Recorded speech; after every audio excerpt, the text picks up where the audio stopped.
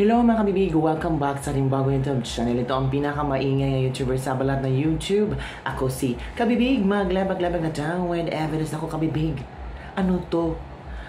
Delikado ang buhay ni Tata Digong sa loob ng ICC?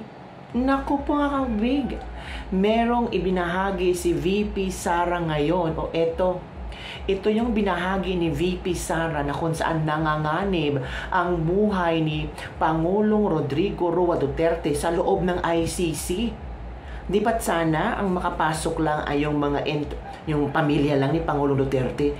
Meron pala mga nakapasok sa loob ng ICC, sa detention cell ni Pangulong Duterte na hindi dapat pupunta.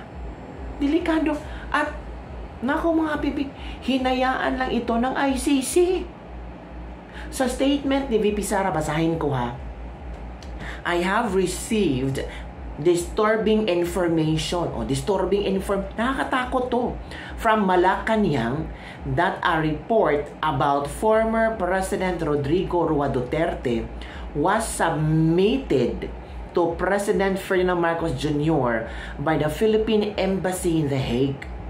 So it means nakakuha ng impormasyon si VP Sara sa loob ng Malacanang. So merong mga tao na nagbigay ng impormasyon kay VP Sara galing sa Malacanang.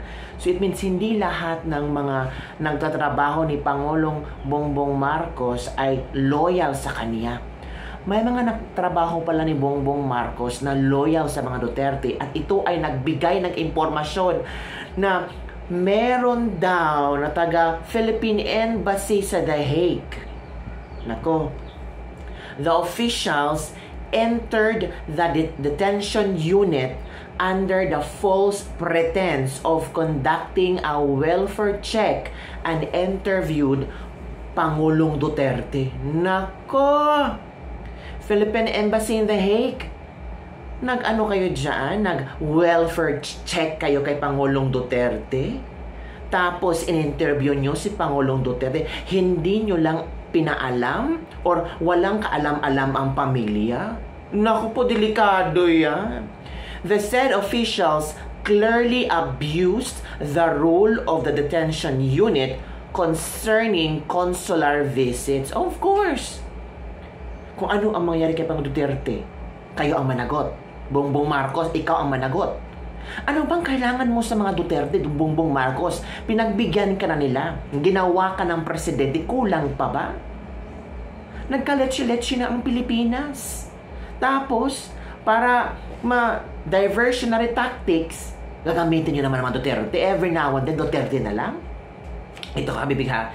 Since the month of March, there has always been at least a family member or two that visit former President Duterte almost every day precisely to guarantee his well-being and humane treatment. The permission given by the ICC that abducted former President Duterte to intrude upon him without seeking the permission given by the ICC in allowing the agents of the very government. Hala, ICC, managot kayo nito.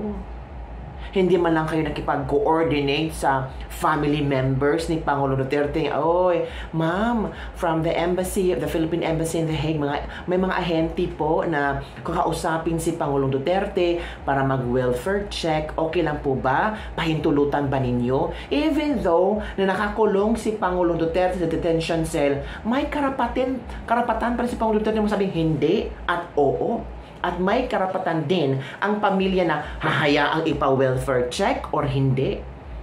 Kasi hindi naman ibig sabihin pag nakulong ka, mawala na yung human rights mo.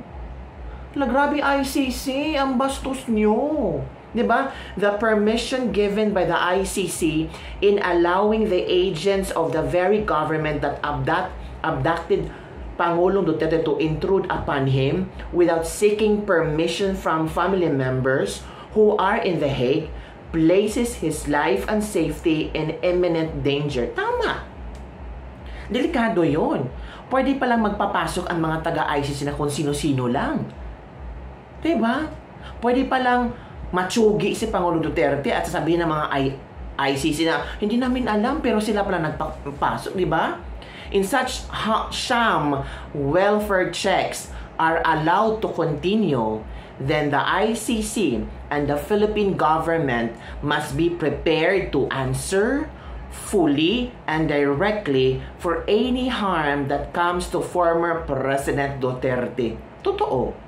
Including, should the worst happen, his death in custody as a direct result of these intrusions, the false pretense of conducting a welfare check. Bakit kailangan pang mag-welfare check? Meron naman mga nurses, doctors sa ICC. Bakit kailangan pang ibang ahente or agents galing sa, the officials enter the detention and unit under the false pretense of conducting a welfare check. Yan ang habibig. Was submitted to President Marcos by the Philippine Embassy in The Hague. So, bale, may mga ahente na pumapasok sa loob, mga agents na pumapasok sa loob ng detention cell ni Pangulong Duterte at ito ay inireport from the Philippine Embassy in The Hague. So, dapat sana nakipag-coordinate din sila sa pamilya Duterte. Di ba? Ito, these are nothing but orders of the President Marcos disguised as consular functions, and we strongly object to such visits. PRRD does not need you. Our family will take care of him. Tama. Bit kailangan pa ng mga mga agents. Humingi ba si BP Sara ng tulong sa inyo? Hindi naman At anong purpose nyo? Kayo nga ang nagpakulong kay Pangulong Duterte, nakipag-alyansa nga ayos sa ICC. Kinidnap nga ninyo si Pangulong Duterte. Bending the law. Sometimes you can bend the law. Diba? Sabi ni Remulla, yes sir. Tapos ito malaman natin galing kay VP Sara na merong pumasok labas sa ICC detention cell ni Pangulong Duterte na gumagawa daw ng welfare check at hindi na-inform ang pamilyang Duterte. May mga pamilyang Duterte naman sa The Hague. Pwede naman, ma'am, excuse me ma'am, we're come from the Philippine government. We want to check the welfare of our former president, whether he is okay or not, because based on what we've received report that he is suffering from this and from that. At kung gayon pa man, kailangan talaga ng permission galing sa family members. Hindi ibig sabihin, pag nakadetain na sa ICC, ang ICC na ang may hawak sa kanya, pati human rights niya kontrolado ng ICC. Hindi ganon. Hindi pa nga siya nabasahan na kung ano ang mga charges niya. Tapos 3 counts of murder lang pala. Sabihin tayo lang pala ha, kasi itong mga taong galit kay Pangulong Duterte, sasabihin 30,000 ang pinatay. Pero ngayon 3 counts of murder lang pala. So pwede naman niyang kasuhan dito sa Pilipinas, bakit nandun pa sa ICC? Sabi ng ilang mga netizen. President Marcos should know that we have several overseas Filipinos around the world detained, distressed, abandoned, or neglected, who have not had the benefit of a single welfare check from the Philippine government. They need you, but you have failed them. We Filipinos deserve better. Sara Z. Duterte, Vice President of the Philippines. So baka gusto na lang tingnan ba kung tama ba yung mga report ni Kaufman na si Duterte ay may sakit. Baka chinecheck na nila kung ano ang pwede lang matulong or ano ba. Diba? For me, hindi naman tulong yun kasi if you really want to help, dapat nakik-coordinate kayo sa pamilya. Dapat sana either any of the family members pinatawag ninyo sa sa Philippine Embassy sa The Hague na, Ma'am Sara, Vice President Sara, ang gobyerno ay gustong tumulong sa nangyari kay Pangulong Duterte. May mga ahente tayo dito, may mga tao tayo dito na pwedeng tutulong sa kanyang to check on him. Kung ako si Sara, sabihin ko, ngayon lang? Ilang buwan na nakadetain si Pangulong Duterte, ngayon lang nakaisip ang gobyerno for welfare check? Bakit? Sine-check nyo kung kailang matsugi ang tatay ko? Sine-check nyo kung ano ang pwede nyong gawin para matsugi ang tatay ko? Diba? VP Sara has those weird imaginations and ideas na pwedeng mangyari. Sabi nga ni VP Sara, if such sham welfare checks are allowed to continue, then the ICC and the Philippine government must be prepared to answer fully and directly for any harm that comes to former President Duterte, including, should the worst happen, his death in custody as a direct result of these intrusions, the false pretense of conducting a welfare check. These are nothing but orders of President Marcos, disguised as consular functions, and we strongly object to such visits. Hindi kailangan ni PRRD kayo. Kailangan ni PRRD ang mga kapwa Pilipino na tumutulong at nagpe-pray na sana makalabas siya. Diba mga kabibig? Kalerki, nanganganin pala ang buhay ni Pangulong Duterte sa loob ng ICC. May mga welfare check pa at ini-interview si Pangulong Duterte. Para saan? Diba? Sukdula, sabi ni Peace Garden, sukdula na ang abuso, madiing panalangin, dinggin nawa ng may kapal ang hinagpis ng pamilya at nagmamahal kay Pangulong Rodrigo Roa Duterte. VP, what action should you take having this info? I hope it's not too late. Buti na lang no may impormasyon galing sa Malacanang. I received disturbing information from Malacanang. Buti na lang talaga may mga tao pa rin sa Malacanang na ang tawag dito nag-iisip ng hindi bangag.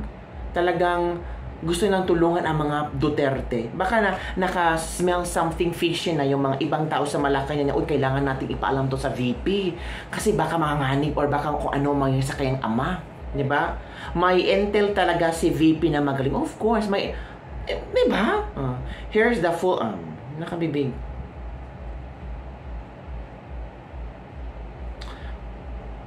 Pumasok ang mga opisyal sa detention unit sa ilalim ng maling pagbabalat kayo ng pagsasagawa ng isang welfare check at in-interview si Pangulong Duterte. Malinaw talaga kabibig na inabuso yung karapatang pangtao ni Pangulong Duterte. Kasi hindi nakipag-coordinate. Diba? Big mga kabibig. Ay, nako.